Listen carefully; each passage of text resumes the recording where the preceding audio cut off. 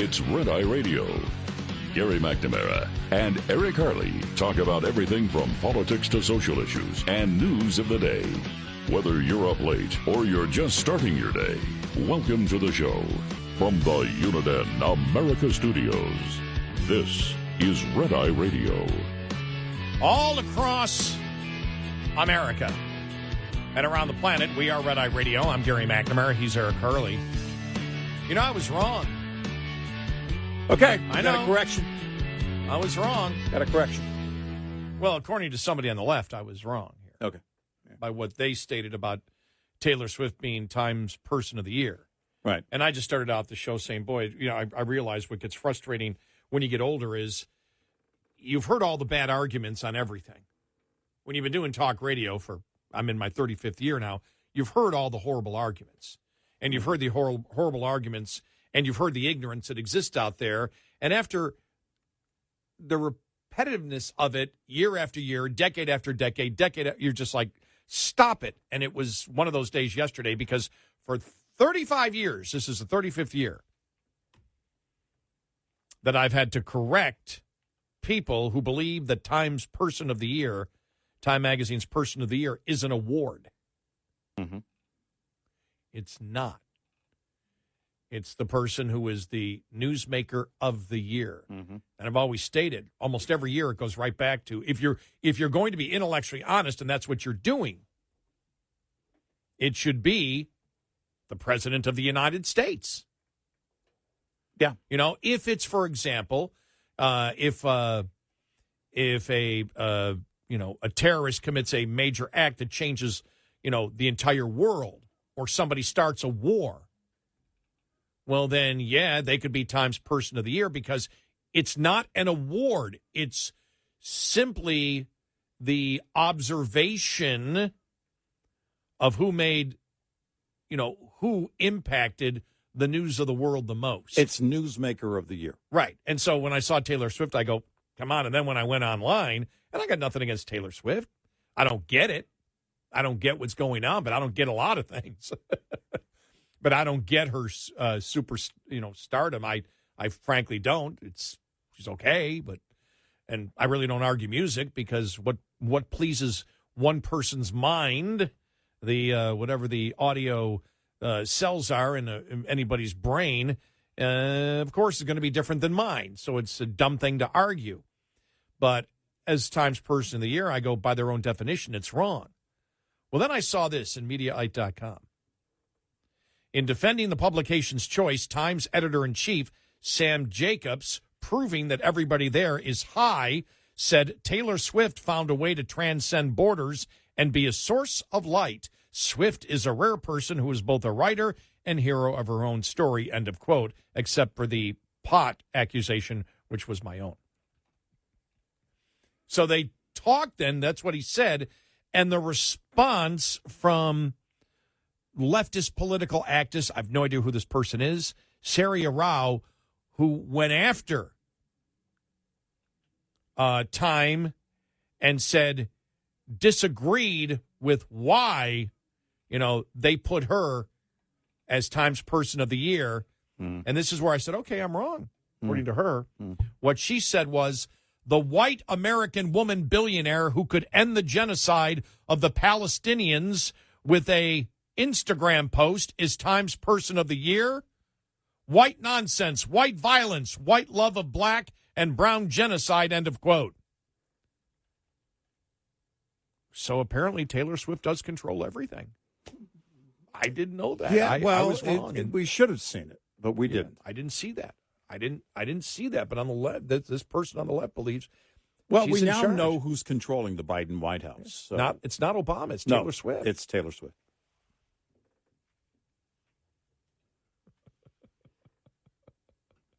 She's the billionaire that you have to fear, not Donald Trump. I can't tell you how many times I say.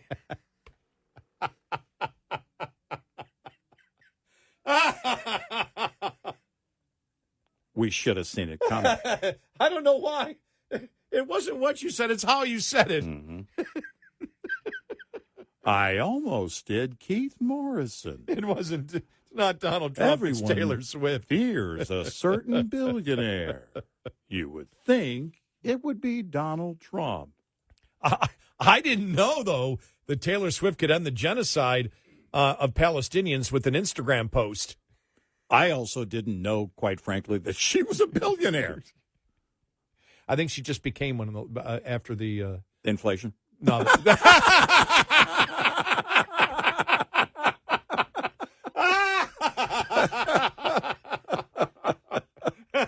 Her ticket prices are really high, apparently. Yeah. Wow, the album is $249. I guess I'll buy it. One quick note I noticed, somebody posted yesterday, I forgot where, the Stones are on tour again? Mm-hmm. Yeah. Then he said, someone I was on social media said, wow, these are reasonable. And the ticket prices had to be in the secondary market. Right. $3,200. Right. Ooh. Yeah. Are you kidding? It's not bad. Well, before inflation started with COVID, Mm-hmm. those were $10 tickets. Yeah. Exactly. I want you to Bring know. a Dr. Pepper can and get $5 off. I want you to know we don't lie on this show. No, we don't. And no hyperbole. Oh, my God, that was a lie. But if you can end the genocide of Palestinians with an Instagram post, that's pretty powerful for a pop singer. So I was wrong. We She didn't should know. be. We didn't know. But the number of people that I saw that were just saying, it's about time she got this award. It's about time she was recognized. Yeah. It's like, it's not a Grammy. Right. And I realize, because this is something that I've harped on for 35 years, because every year, everybody gets it wrong, it seems. Mm-hmm. Well, they shouldn't have gotten this award. It's not an award. Yeah. And it's like people keep insisting anything must be an award. Is this like a participation award thing or something? That? By the way, you know how you can steal her power? Have her wear a red ball cap on stage that says, "Make America Great Again." It would be over yesterday. That's not going to happen. She's a liberal. I know. Yeah. But one can wish. I sent her the ball cap. Just one concert. That's all I'm asking. Actually, just one photo. Well, Wait, maybe AI can do wait that a minute. for me. One of the Chiefs' colors is red. Mm-hmm. Yeah. I just love it, though. I mean, but that was driving me. That's one of the things that got to me yesterday. I'm just like, people are completely clueless. And I mean, if I read hundreds of posts and not one in the post that I was reading said, folks, this isn't an award. I was hoping that the Hollywood strikers would get it because they were in the running. I was so hoping for that. The delusional minds that pick the person of the year over a time, if they had picked the Hollywood strikers. Well, I love the reason. Taylor Swift found a way to transcend borders and be a source of light. What does that even mean? I don't know. Swift is a rare person who is both a writer and hero of her own story. Well, yeah. Well, that's not the definition at all of what you state. Yeah. Times Person of the Year is. Yeah. And again, it's meaningless, and we've said it, but it's interesting because it's just an interesting, I think, sociological observation. Yeah. That definitions mean nothing.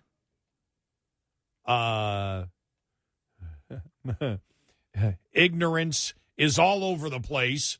People have no idea what they're talking about on a consistent basis on something like this. And I find it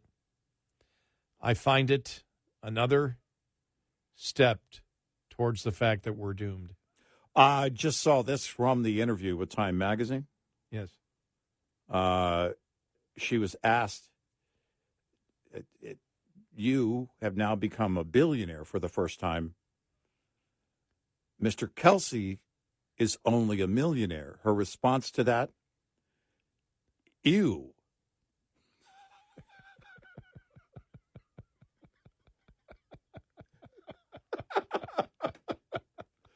That was the whole response.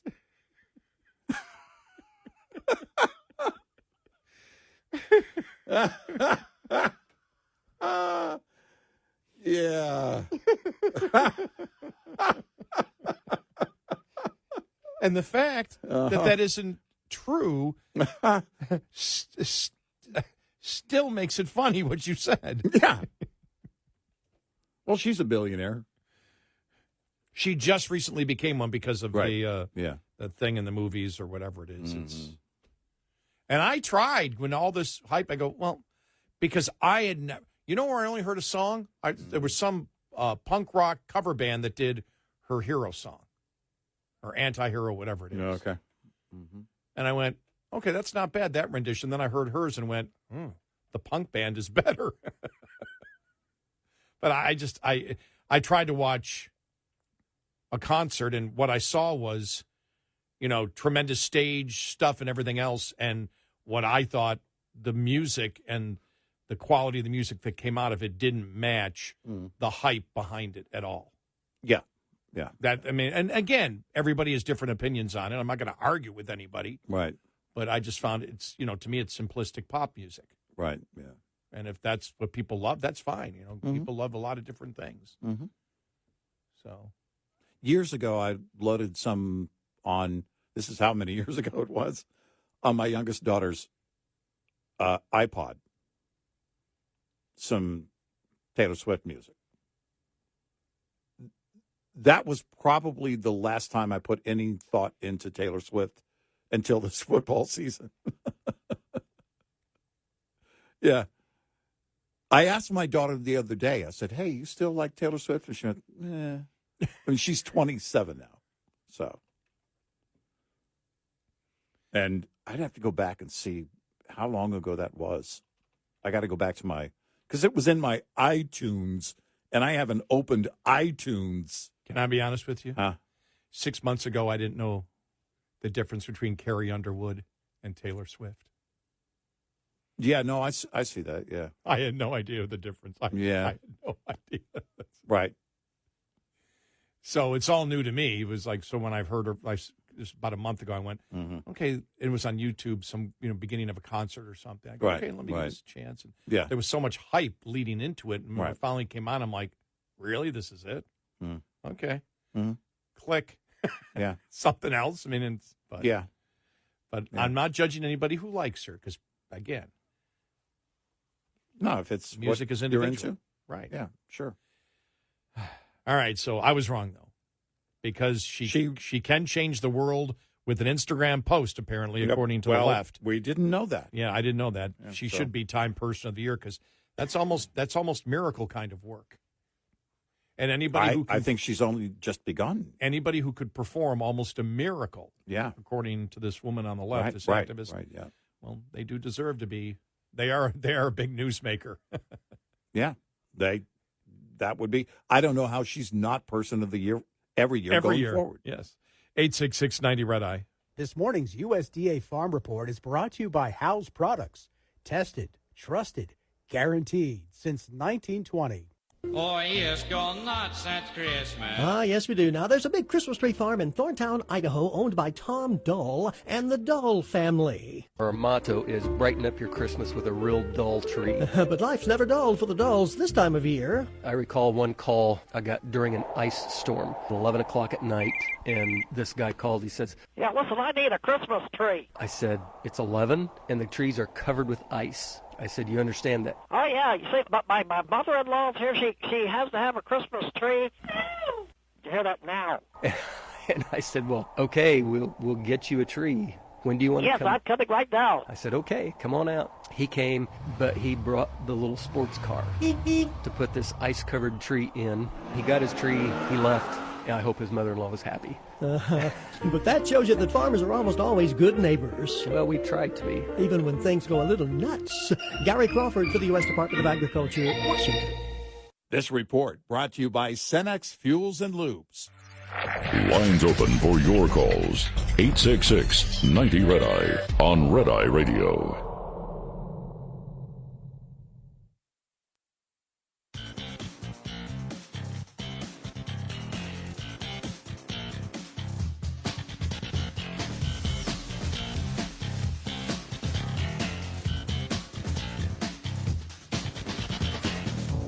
It's Red Eye Radio. He's Eric Hurley, and I'm Gary McNamara. So the Republicans could have just a one-seat lead come January in the House. Oh, yeah, with Kevin McCarthy. Yep. McCarthy. Retiring by the end of the month. Yeah. So, yeah. No, it's, it is frustrating. The focus should have been, as you said, from basically Election Day last year, focus has to be about 24 for the GOP. Yep. They didn't get the Senate. They don't have the White House. GOP in the House and the GOP overall have to focus on 24. I am completely frustrated, more frustrated probably than I ever have been, because I don't think it's an easier time to point to the opposition and be able to campaign that way. And as we've been saying for years, all you have to do is point. But now it's that there's so much that works in your favor that your opposition is doing, yet here we are.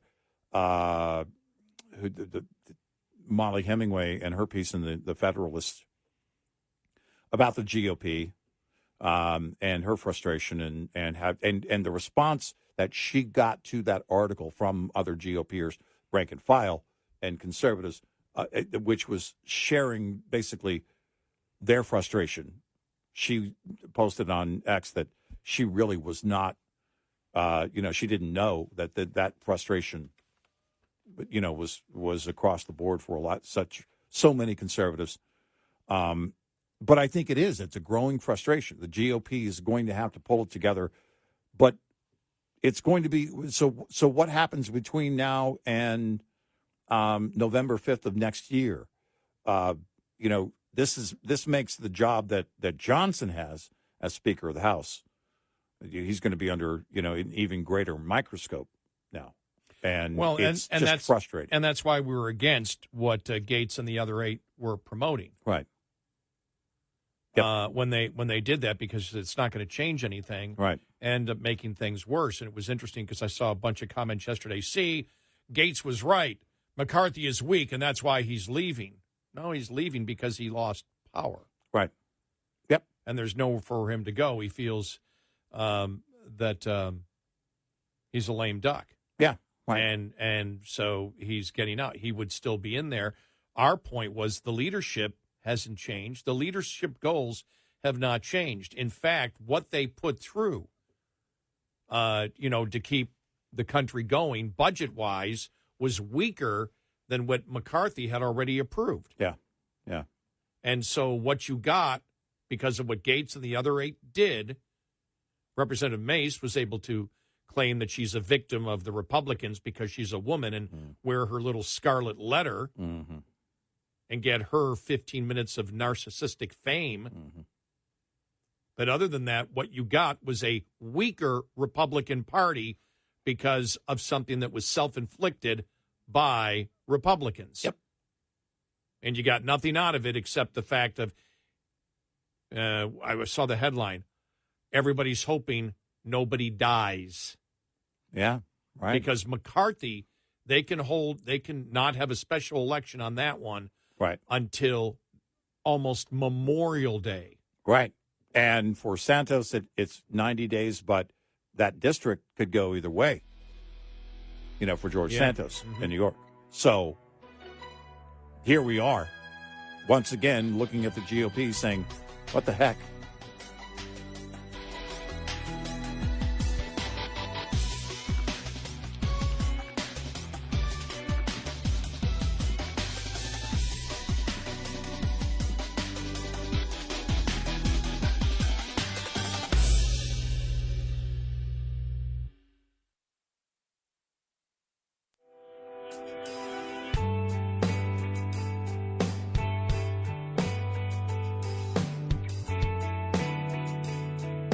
So good, you want to listen again with our podcast, available on our app and at redeyeradioshow.com. And he is Eric Hurley, and I'm Gary McNamara. Good morning. Download our Red Eye Radio app today. You can listen when and where you want if you can't listen live overnight. So, yeah. I started thinking about what I thought was the lot of moments of the week, but I really thought that the moment of the week had to come from Riley Gaines. Mm-hmm. I really do. I thought that was because you and I had said this for the longest time on the radical transgender movement, because we had noticed that women weren't speaking up on it at all. Mm-hmm. And you and I have been talking about the radical transgender movement for a decade now, where people would say, oh, you guys are making too much of it. We said, we're not making too much of it. Here's what's going to happen. And we don't make political predictions for elections, but we said if this continues, it will destroy the women's movement, which it's done in this country. Yep. And I just want to play a little bit of Riley Gaines from the other morning, because I do think we've finally gotten to the point where women now, because of her, are becoming fearless, because she's fearless. She shows up. She is fearless. Yep.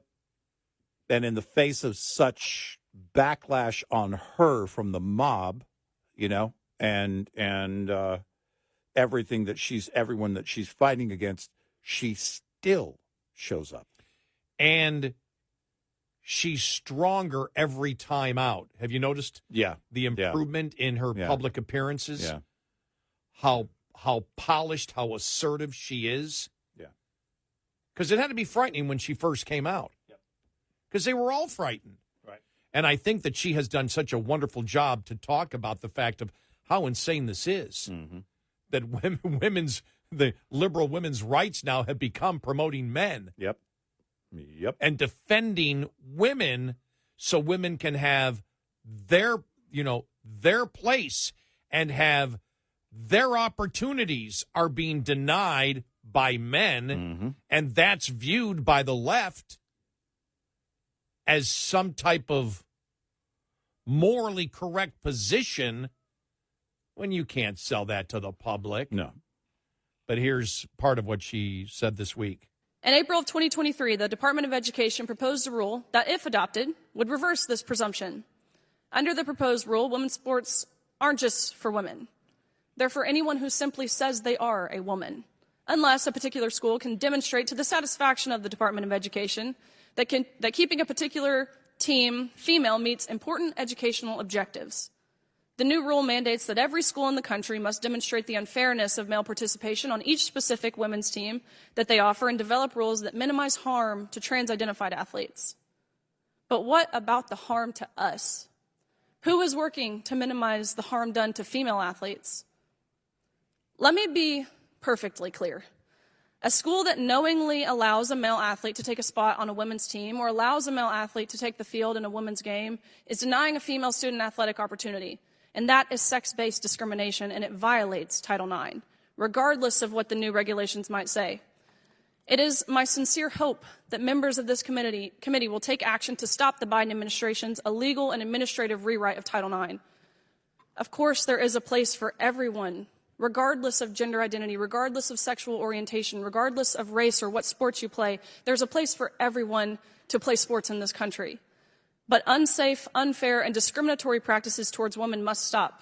Inclusion cannot be prioritized over safety and fairness. And Ranking Member Lee, if my testimony makes me transphobic, then I believe your opening monologue makes you a misogynist. Thank you. That was awesome. And especially calling her a misogynist, Representative Lee a misogynist, who then stopped the proceedings. Yeah. The look on Lee's face, wow. And I guess part of the discussion was, you said that she had, transphobic, bigoted views. Right. She simply said, your views makes you a misogynist. Right.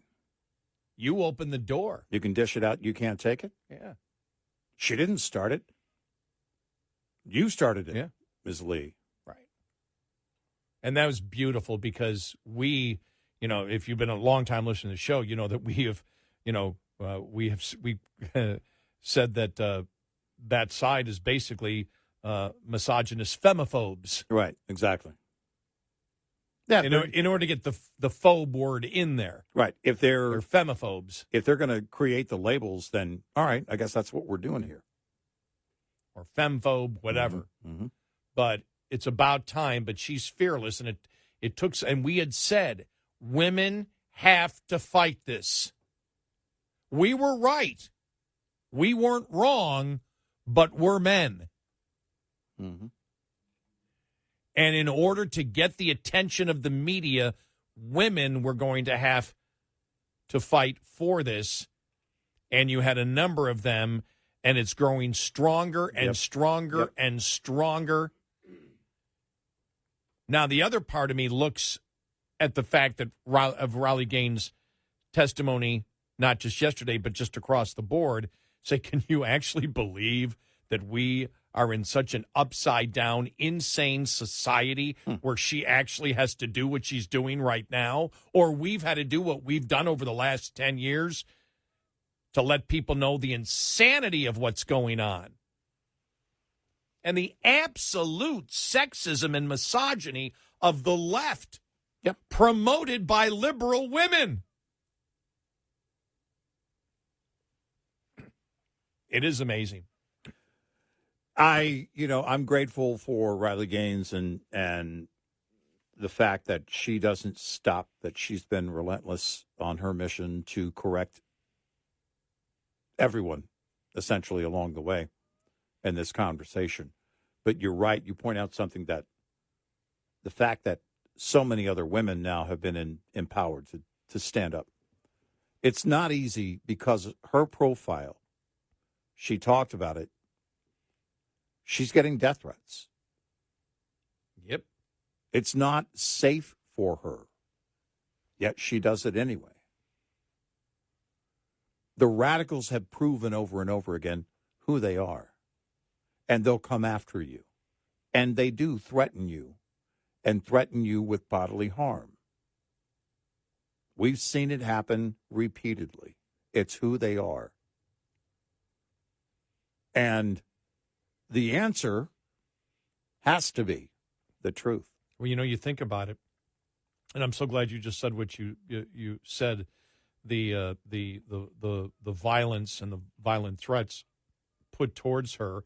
You're not just talking about men, the radical transgender movement, men defining what a woman is, or men playing sports with the possibility of, hurting women, but denying women their opportunity, but also the promotion of bullying, intimidation, and violence against women, which is exclusively coming from the left and the Democratic Party. Think about that. Yeah. Think about that for a moment.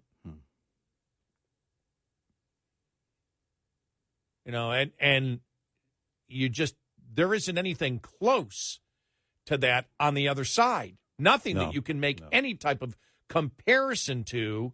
And then you get to the antisemitism that is coming from the left. Yeah. As we have stated, though, and I think it's very important over and over again, everything that you see in the anti-Semitism coming from the left comes directly from the identity politics that is mainstream in the Democratic Party. Oh, yeah. The modern movement, I believe, I look back at it because it's when I really became a talk show host, was at conservative blacks. All blacks must think alike. Right. Blacks can't have an independent mind. Right. You either think this way or you're not truly black. Right. You don't have an independent mind of your own. Right. The racism being promoted early on is mainstream in the Democratic Party, and the identity politics has grown for every single demographic group, including what we now see as the critical race theory, which is all whites are basically genetically racist because culturally they're so racist they'll never get rid of it, and that's how they all think. And it's built into the culture of whiteness, whatever the hell that means. Yeah. They're making stuff up as they go along to classify people as groups and not individuals. It is the most disgusting thing that we have seen in this nation, because we saw it in slavery, we saw it in Jim Crow, and it all comes from not treating people and judging people as individuals, but by groups. And it is mainstream. It is a core of the Democratic Party. All what happened over the last couple of months was it's identity politics, add Jews, and promote violence and genocide against Jews as being okay. Yeah, right. Yeah. They just took another step in the direction, right. Just another form of identity politics. And it's reprehensible, and understand that the anti-Semitism justification of genocide of Jews may not yet be mainstream in the Democratic Party, but what caused it was the identity politics, which is mainstream, and it's only moving in that one direction. Yep. And you see the anti-Semitism inside the White House. You saw the interns. Also, to the president. Right. The president, they're the interns. Yep. Same thing, sending that, or the congressional interns sending the note to Biden, the 400 or 500 anti-Semites. It's in the Democratic Party. It may not be a core of the voter, but there is a cult core of anti-Semitism that exists in the Democratic Party and inside the Biden administration. No doubt about that at all. How do we know? Because they've promoted it. They've told us. And until the rank and file and the majority of the party stand up and say no more of this, then they abandon the party. You're part of it if you vote for this.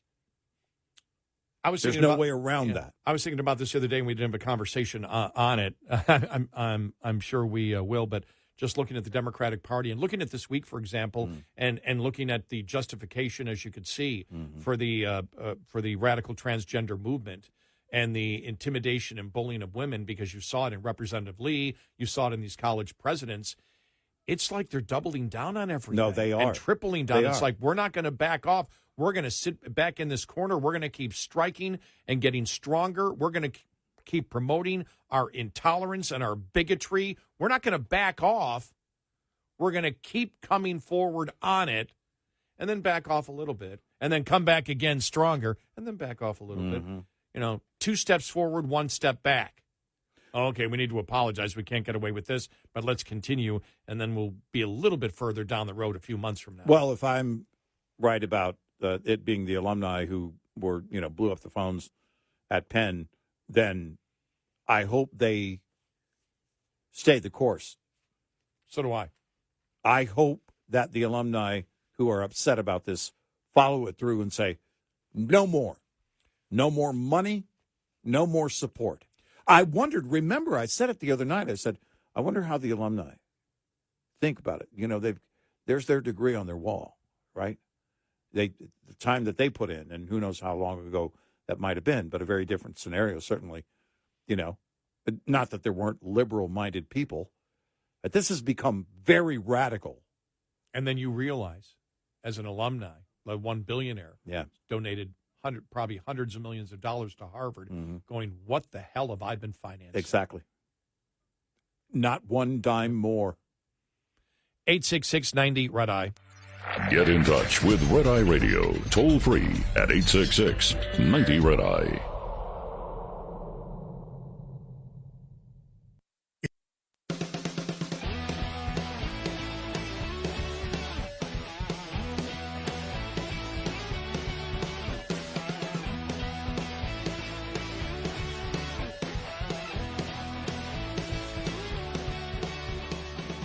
It's Red Eye Radio. He's Eric Harley, and I'm Gary McNamara. So I saw this headline throughout the morning. Drudge has it. RNC hides final scheduled debate. I'm like, what are they talking about?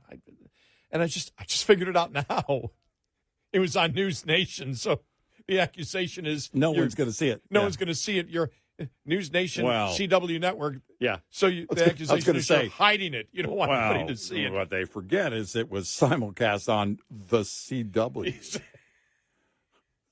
If you were trying to hide a debate, That would be one way to do it.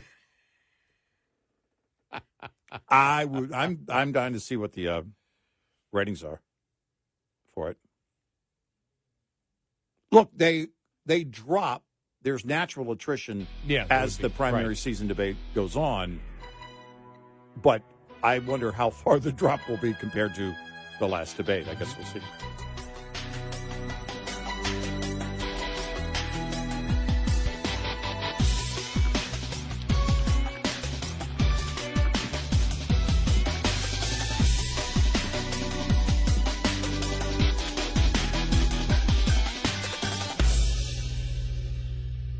This is Red Eye Radio on Westwood One.